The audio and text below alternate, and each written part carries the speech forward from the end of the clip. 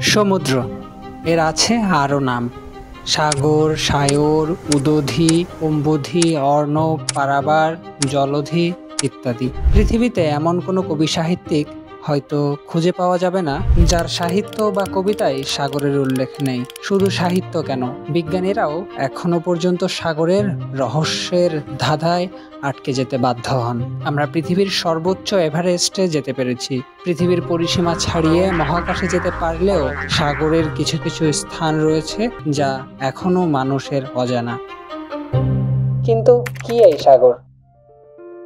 আমাদের পৃথিবীতে এই সাগরের ভূমিকাই বা কি?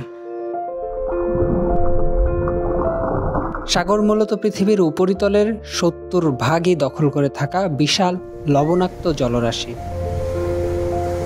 সমুদ্র পৃথিবীর জলবায়ুকে সহনীয় করে রাখে এবং জলচক্র, কার্বন চক্র ও নাইট্রোজেন চক্রে গুরুত্বপূর্ণ ভূমিকা পালন করে।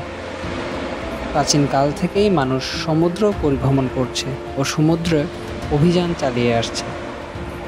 তবে সমুদ্র সংক্রান্ত বিজ্ঞানসম্মত চর্চার সূচনা ঘটে মোটামুটিভাবে 1768 থেকে 1779 সালের মধ্যে ক্যাপ্টেন জেমস কুকের প্রশান্ত মহাসাগর অভিযানের সময়।